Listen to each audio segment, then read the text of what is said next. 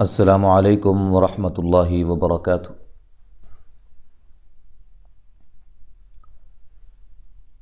آج آپ کے لیے بہت ہی بہترین علمی معلوماتی ویڈیو لے کر حاضر ہوا ہوں۔ قرآن مجید کے وقوف کے حوالہ سے، جس میں آج کل بہت زیادہ غلطیاں کی جاتی ہیں۔ اکثر احباب کو اس چیز کا پتہ نہیں ہوتا کہ کہاں وقف کرنا چاہیے اور کہاں نہیں کرنا چاہیے، کیسے کرنا چاہیے۔ اس حوالے سے انشاءاللہ 2-3 ویڈیوز ہماری انشاءاللہ آئیں گی، جس میں بہت ہی آسان انداز میں مختصر آپ کو ہم سمجھائیں گے، وقوف کی پہچان کے حوالے سے، علم الوقف کے حوالے سے کچھ بات کریں گے۔ اور اس سے پہلے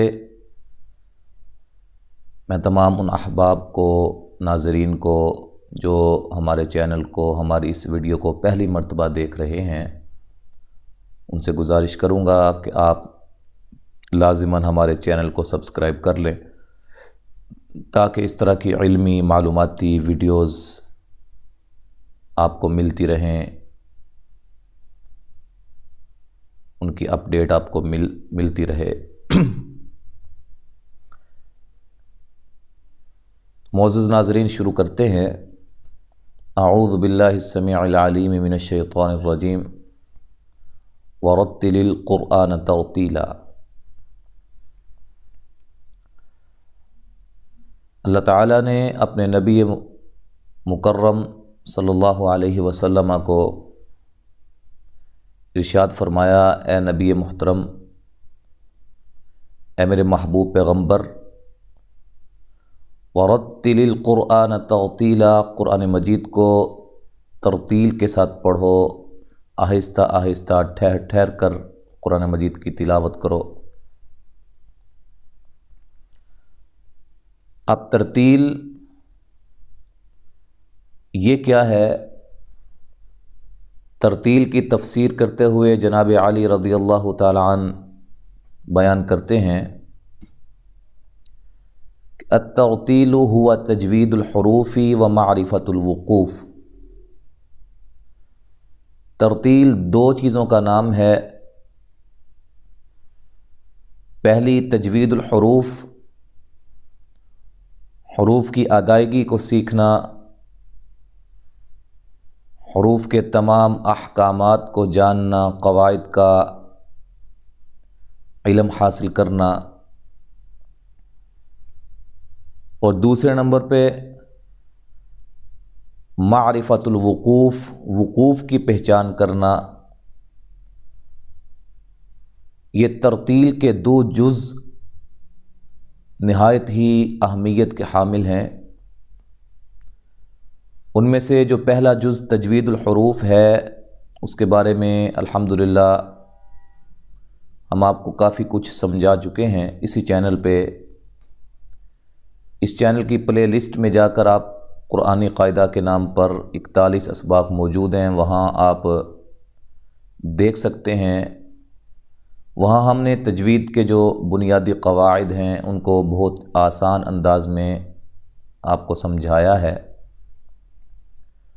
تو آج ہم بات کریں گے معرفت الوقوف کے حوالے سے۔ وقوف کی اہمیت کیا ہے؟ وقف کیسے کرنا چاہیے، کہاں کرنا چاہیے؟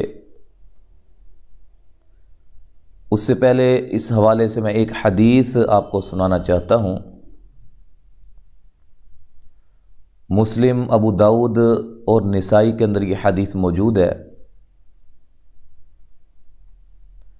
نبی صلی اللہ علیہ وسلم نے ایک خطیب کو سنا، وہ کہہ رہا تھا کہ من یطع اللہ ورسولہ فقد رشد ومن یعصہما، یہاں اس نے وقف کر دیا یعصہما پہ۔ اب اس کا مطلب کیا ہے کہ جس نے اللہ کی اطاعت کی اور اس کے رسول صلی اللہ علیہ وسلم کی اطاعت کی، پس تحقیق وہ ہدایت پا گیا، اور جس نے ان دونوں کی نافرمانی کی وہ بھی، یعنی کہ یعصی ہی ما پہ جب وقف کیا تو اس کا معنی یہ ہو گیا کہ جن لوگوں نے اللہ اور اس کے رسول کی اطاعت کی وہ بھی، اور جنہوں نے نافرمانی کی وہ بھی، یہ سب ہدایت پا گئے۔ اس کا وہاں ٹھہرنا بالکل معنی کو چینج کر دیا، عبارت کو چینج کر دیا اس نے۔ تو نبی صلی اللہ علیہ وسلم نے فرمایا بئس خطیب القوم انت، بہت برا یہ لوگوں کا خطیب ہے، تو بہت برا خطیب ہے، تو یہاں کیوں ٹھہر گیا،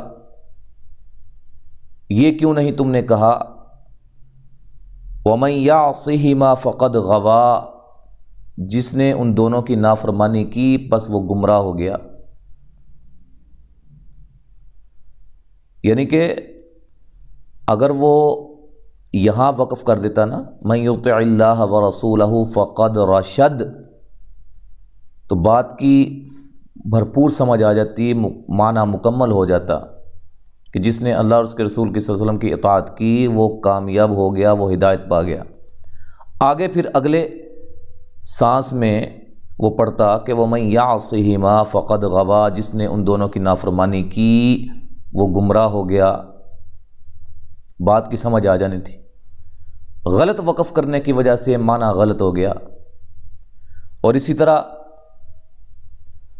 ہر ایک زبان کے اہل زبان جب گفتگو کرتے ہیں تو کہیں ٹھہر جاتے ہیں، کہیں نہیں ٹھہرتے، کہیں کم ٹھہرتے ہیں، کہیں زیادہ، اور اس ٹھہرنے نہ ٹھہرنے کو بات کے صحیح بیان کرنے اور اس کا صحیح مطلب سمجھنے میں بہت دخل ہے۔ اس کی مثال اردو میں ایک بڑا مشہور جملہ ہے کہ اٹھو مت بیٹھو۔ اب آپ دیکھ سکتے ہیں یہ ایک مکمل جملہ آپ کے سامنے میں نے لکھا ہے، اٹھو مت بیٹھو۔ اگر میں کہوں کہ اٹھو اور یہاں میں ٹھہر جاؤں،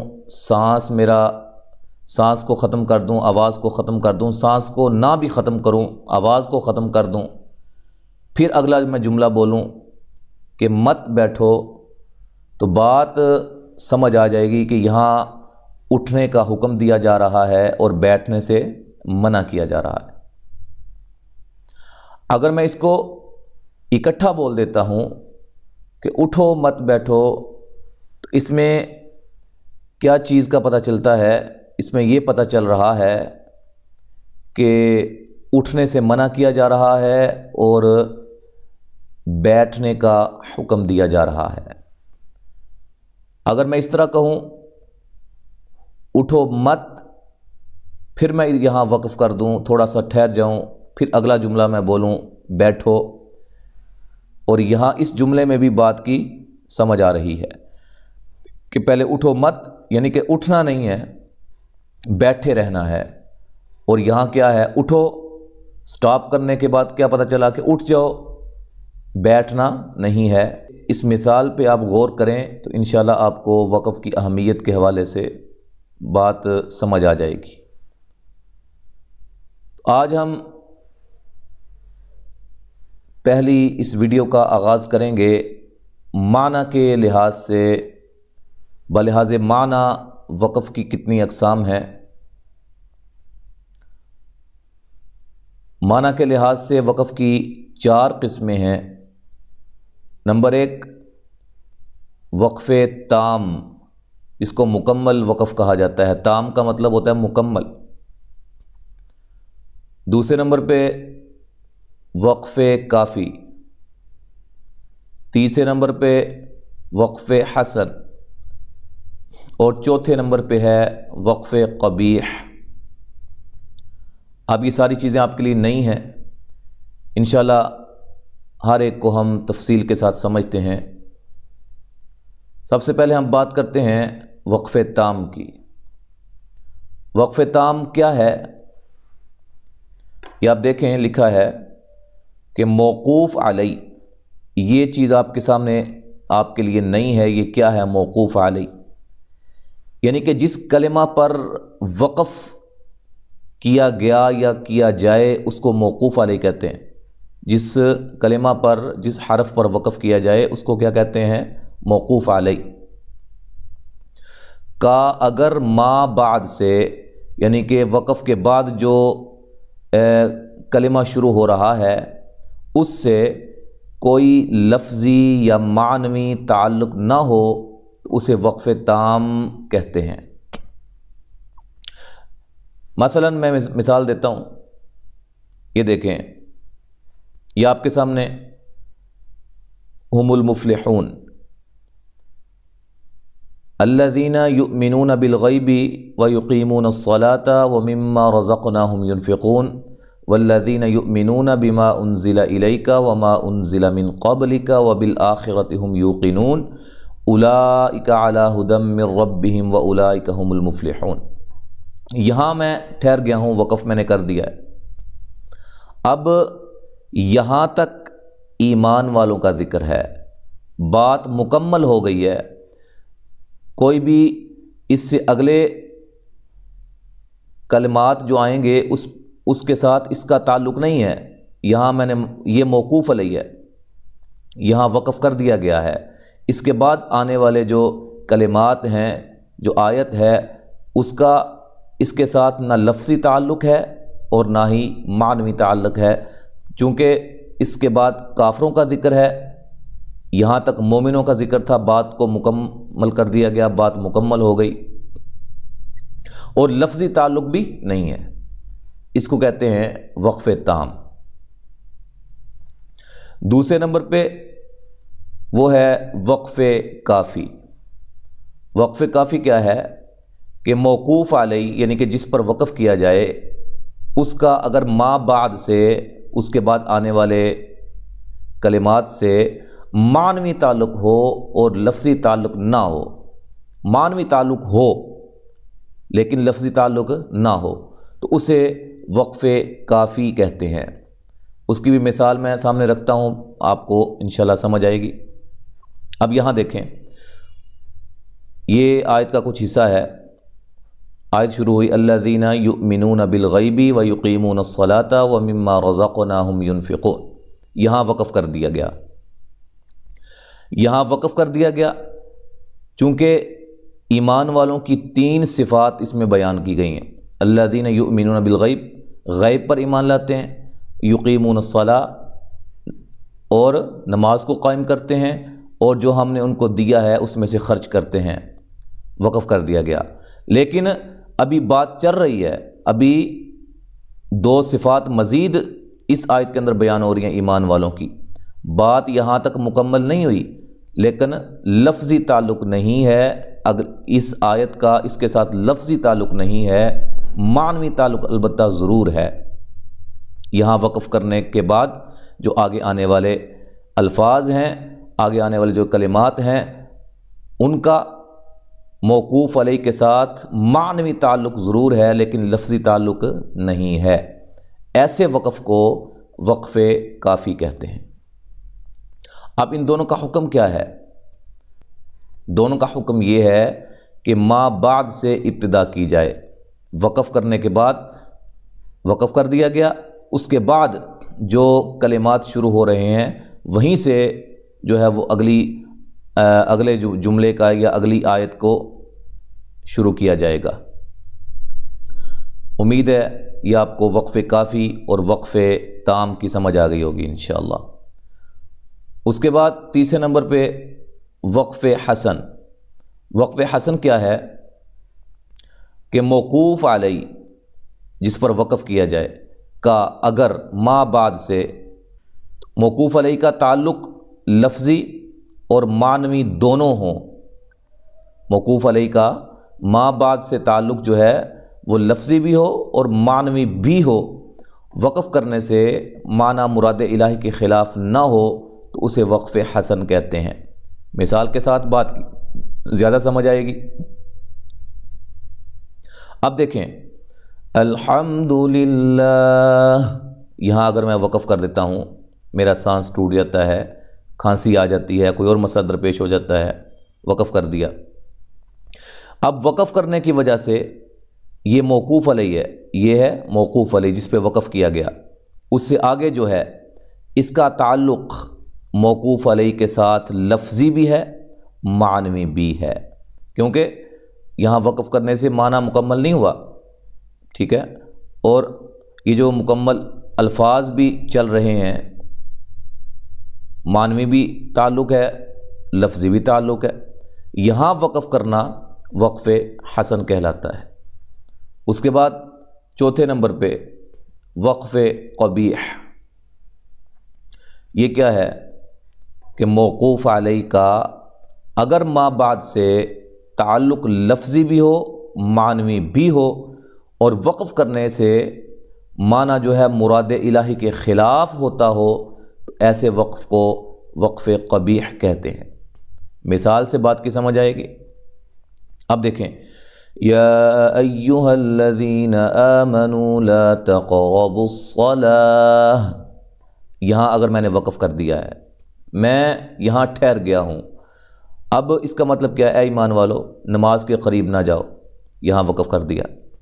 اب اس جگہ وقف کرنے کی وجہ سے معنی مراد الہی کے خلاف ہو گیا، جبکہ اللہ تعالیٰ تو نماز پڑھنے کا حکم دیتے ہیں، بار بار قرآن مجید میں حکم ہے کہ اقیموا الصلاۃ، نماز کو قائم کرو۔ اگر ہم نے یہاں وقف کر دیا تو معنی جو ہے وہ یہ پیدا ہو گیا کہ اے ایمان والو نماز کے قریب نہیں جانا۔ تو اس طرح یہ جو موقوف علیہ ہے اس کا تعلق ما بعد سے لفظی بھی ہے، معنوی بھی ہے، اور اس جگہ وقف کرنے سے معنی مراد الہی کے خلاف ہو گیا ہے، ایسے وقف کو وقف قبیح کہتے ہیں۔ اس کی ایک اور مثال میں دیتا ہوں، یہ دیکھیں الم تر کیف فعل ربک باصحاب الفیل، کیف پہ وقف کر دیا، الم تر کیف، اب کیف پہ جب وقف کیا تو یہ موقوف علیہ کا تعلق ما بعد سے لفظی بھی ہے، معنوی بھی ہے، یہاں وقف کرنے کی وجہ سے معنی مراد الہی کے خلاف ہو گیا ہے، لہذا اس طرح کے وقف کو کیا کہتے ہیں؟ وقف قبیح کہتے ہیں۔ اب جو تیسرے نمبر پہ وقف تھا وقف حسن، اور یہ چوتھے نمبر پہ وقف قبیح، ان دونوں کا حکم کیا ہے؟ ان دونوں کا حکم یہ ہے کہ ما قبل سے اعادہ کر کے پڑھیں گے۔